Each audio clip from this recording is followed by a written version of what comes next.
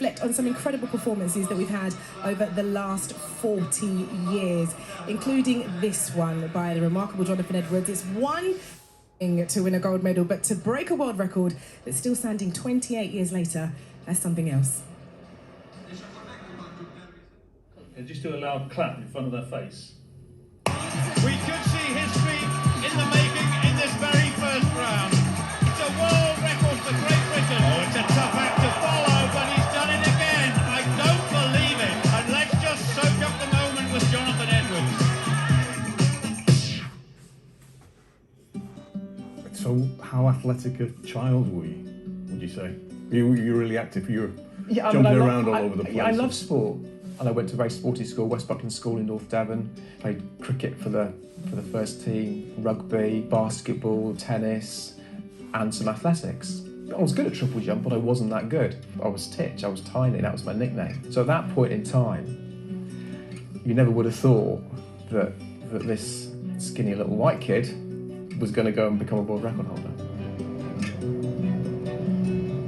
I never thought I was going to end up living in the Northeast. I was very much, I think, a southern boy.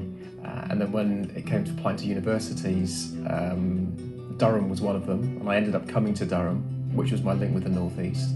I made the decision that I would relocate to Newcastle and see if I could make a go of it with my athletics career. Not ever thinking that what did transpire would transpire. I just felt that I had, I suppose, a bit of a calling in a way, because I had a strong Christian faith back then. It was a bit of a calling to try and make the most of my athletic talent, such as it was. That was something that I think my father instilled within me. You have got an ability, albeit that it wasn't that obvious. You should make the most of it. And so what was the next step up then for you in terms of realising that talent? I didn't train when I was young. So I had a lot of years to make up that sort of conditioning, the strength, speed training that I needed to do to compete at the top international level, and that was just slowly starting to accumulate.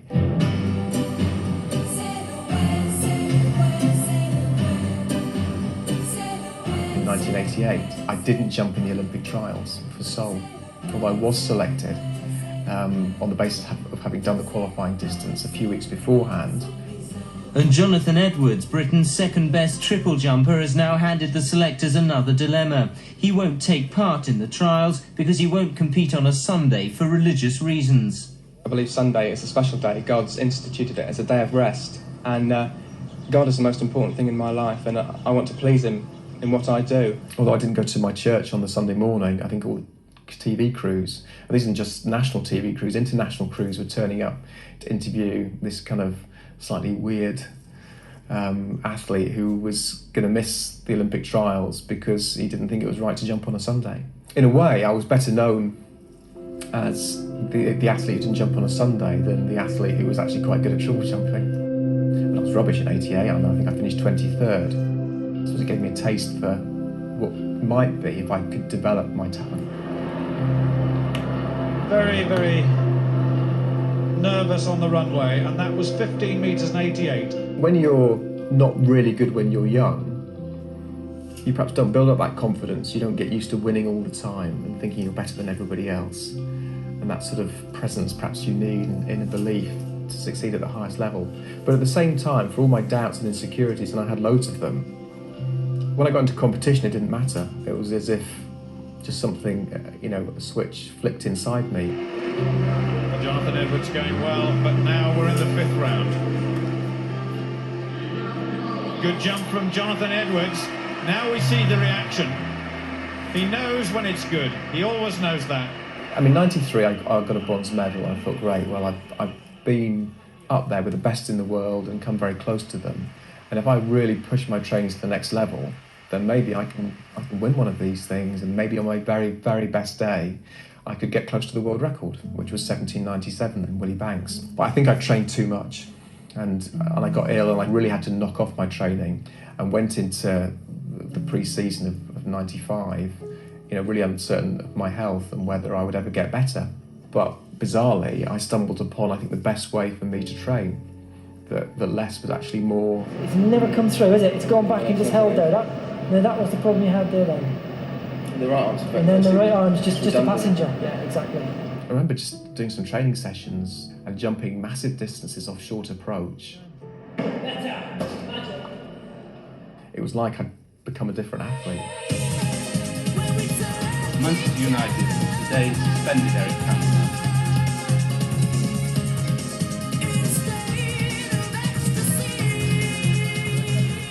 And then what is still, I think, probably the most amazing day in my career was the European Cup in Rio. When I jumped 18 metres 43 wind assisted, I mean, it was just mental. Tremendous speed once again, and he's, oh my goodness, that is huge. That has got to be over 18 metres. To jump that far, further than anybody else had ever jumped, it wasn't a world record because of the wind, was something that, I never dreamed was possible. And I guess on that day, my whole career, the whole expectation that I had of myself was transformed. Jonathan Edwards has produced a remarkable jump. It's the longest jump ever seen in the history of track and field athletics. I never jumped as well again as I did that day. Welcome back to Gothenburg and the World Athletics Championships. Jonathan Edwards of Britain will shortly begin his campaign for a gold medal in triple jump. How kind of unbeatable are you feeling then going into the World Championships in Gothenburg? Well, I think the only person who could beat me is me. And I knew that if I jumped well, I'd break the world record. But I was scared as hell. I felt that if I didn't win and break the world record, then the season was going to be a failure. That's pretty much my mindset. And I remember buying a pair of sunglasses beforehand because I didn't want my competitors to see the fear in my eyes. Triple jump's, it's a very technical event.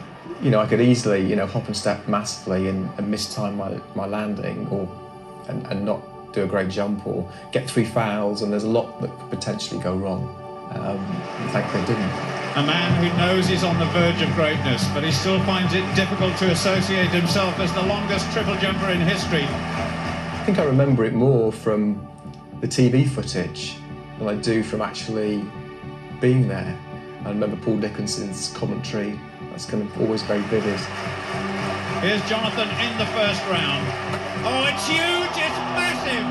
My goodness, that is fantastic, and it's legal. We could see history in the making in this very first round. And let's just soak up the moment with Jonathan Edwards.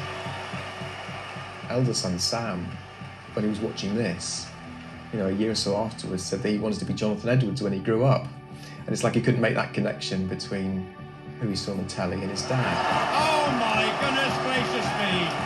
18 minutes 16. It's legal, it's a world record for Great Britain and Jonathan Edwards.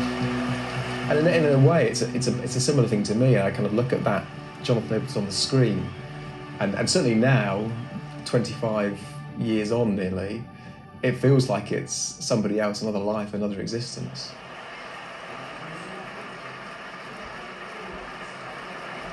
The crowd anticipating something special once again from Jonathan Edwards of Great Britain.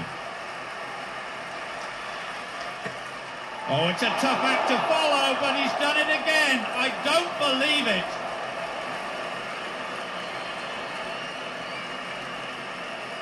There it is. It is exactly 60 feet and 1/4 of an inch. Jonathan Edwards has made history again. And I tell you what, it could not have happened to a nicer guy than Jonathan Edwards. To break the world record twice in 20 minutes, and for it still to stand is crazy. Going into that next phase of your career then, up until the next Olympics, I've read that it may be the toughest phase of your career. I think psychologically, probably my mindset was different.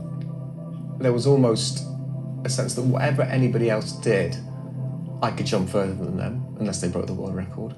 So I was almost protecting something rather than going out to win something. I guess it's that sort of feeling of trying to having got to such a peak, trying to scale it again. So it became a different challenge, I think. The BBC television sports personality for 1995 is Jonathan Edwards. This became much more of a business suddenly, and I was earning a lot of money. What probably wasn't prepared for was that the expectation of me then continue to jump at the highest levels. I always, I'd go into a competition, and if I jumped well, great, but if I didn't, nobody would blink an eyelid. But now, I was one of the athletes who was getting paid a lot of money, and the crowds were turning up to see, and the anticipation was that I would entertain by jumping a long way. And I felt that in quite an overwhelming sense.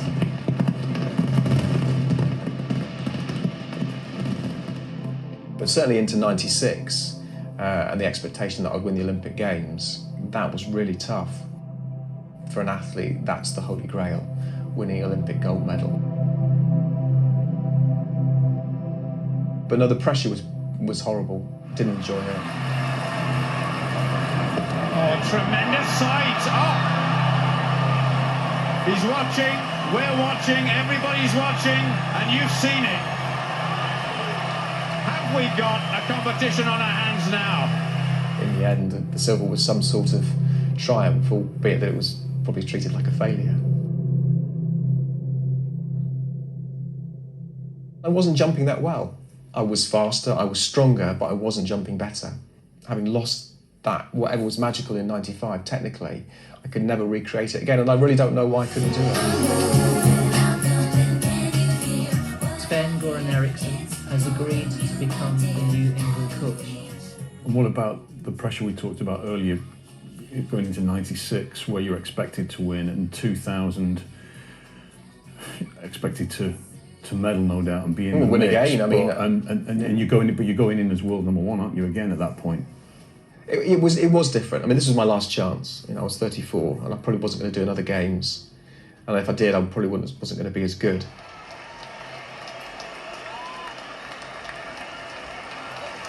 Jonathan Edwards is in a medal position, but it's silver at the moment, just as it was 4 years ago in Atlanta. And, frankly, I didn't want to be the athlete who'd broken the world record and had 2 shots at the Olympics and not won Olympic gold. And I went through a process of visualising losing in Sydney, and it was quite an emotional experience. I did it in the holding camp in Brisbane, just to prepare myself for that possibility. Men like Norman Anderson, his coach Peter Stanley, and everybody else, they know this man is good enough. He's the oldest man in the competition, but physically he's better than all of them. Good speed, good rhythm, and it's long. Jonathan Edwards has nailed one in the 3rd round. A white flag. Oh, yes. If you compare '95 to 2000, I jumped horribly. It was good enough. That's all that matters, I guess. I had the beautiful year, and I had the year when I got it done in an ugly way. He was so upset 4 years ago in Atlanta. But it's all come good tonight in Sydney. 4 years ago, Bren and Charlie Spedding, Steve Cram, Mike McLeod, they all sent me a card saying, to the first North East Olympic champion, and sorry I was 4 years late, boys, but it's nice to have done it. After retiring 2003, did you have a clear idea of what you would like to do beyond athletics?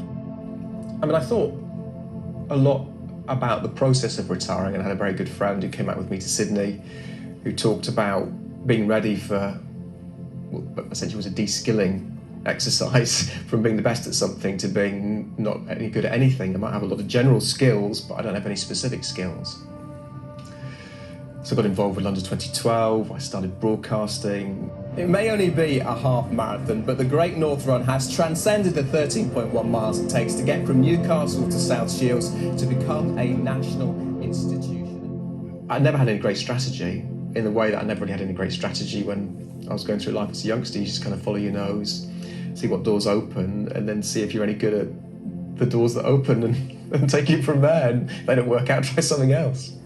Along that, discovering the new you post-athletics, where was it along that path that religion became less important? When I retired, I had a freedom perhaps to question and challenge my Christian faith, which I hadn't done, and that challenge led to me just quite simply not believing in God anymore. It wasn't even a crisis of faith in terms of perhaps how I saw the church or religious institutions. It was as fundamental as I don't think I believe in God anymore. I mean, it is odd in that I was so evangelical, about my faith. I was so passionate about it, but at the same time, completely natural. Well, from one Olympic champion to another. Fast again. Oh, it's huge! A gargantuan jump from Christian Taylor! It's a weird thing. I mean, it's, you know, it gets broken. And I think, because I think it feels very distant now. You know, I think 10 years ago I'd have been quite, probably quite upset about it, but maybe now much less so. But yeah, overall, just as well, it lasted for 25 years and, maybe till I die, because that's not that far away.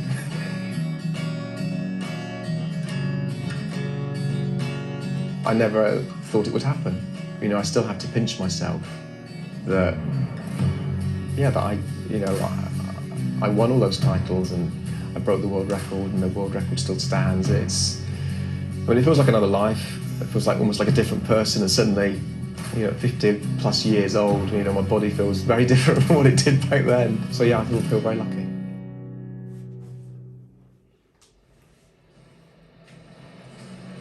Wow, look at that. Jonathan Edwards there talking to Phil Jones about those amazing memories that he has from his World Athletics Championship days.